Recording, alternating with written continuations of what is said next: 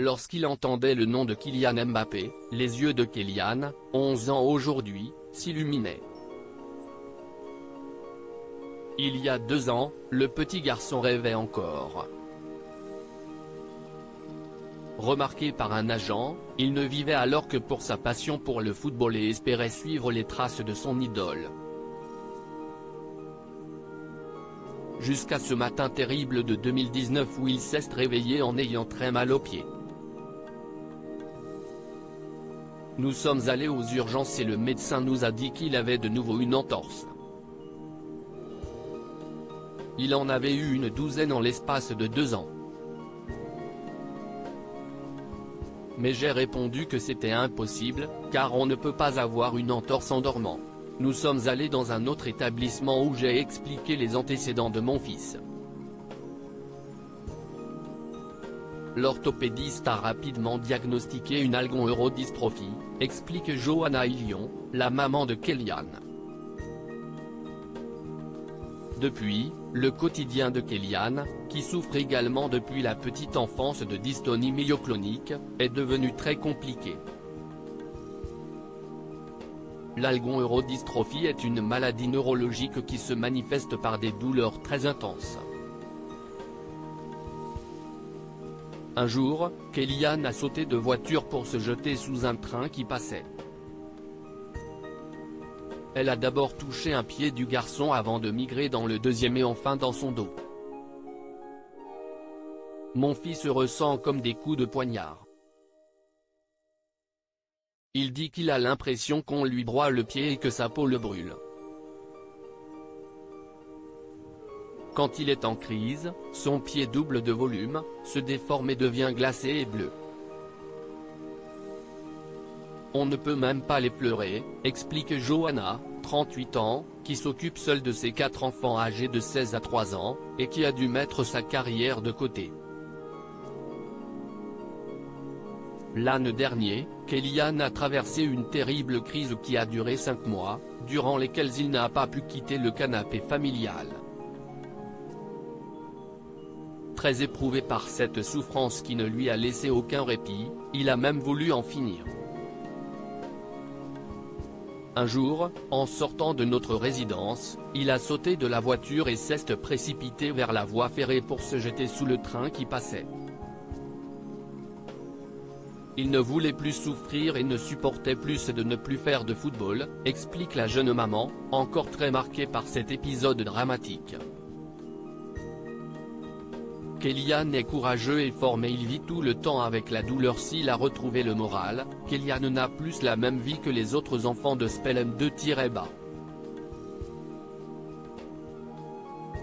À l'école, c'est très compliqué. Il doit souvent renoncer à y aller à cause de ses douleurs au niveau du dos.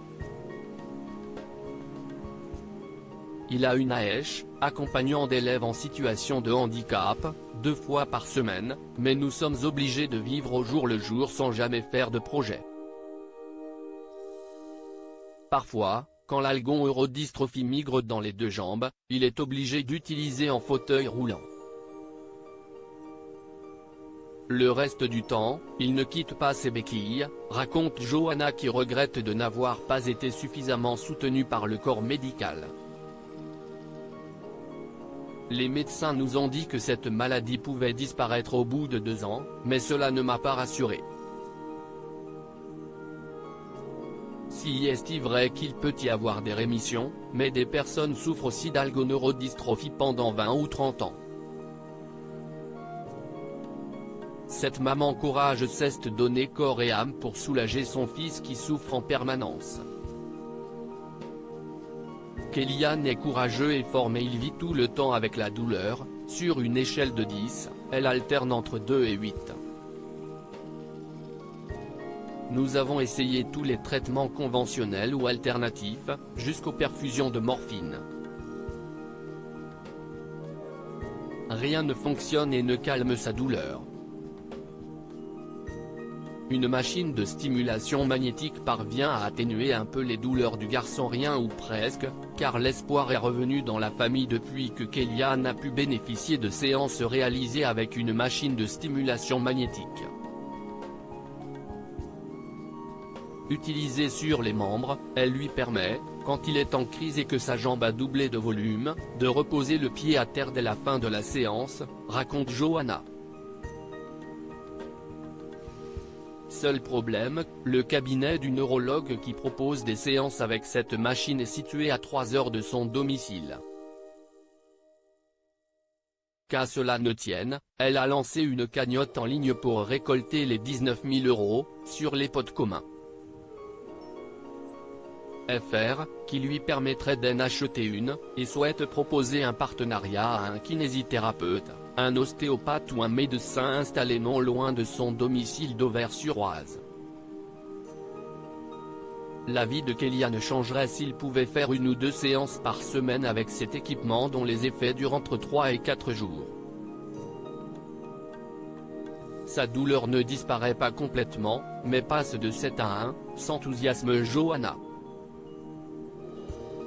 Cette machine pourrait soulager mon fils, mais aussi de nombreux autres enfants en souffrance. Une belle preuve de générosité et d'humanité.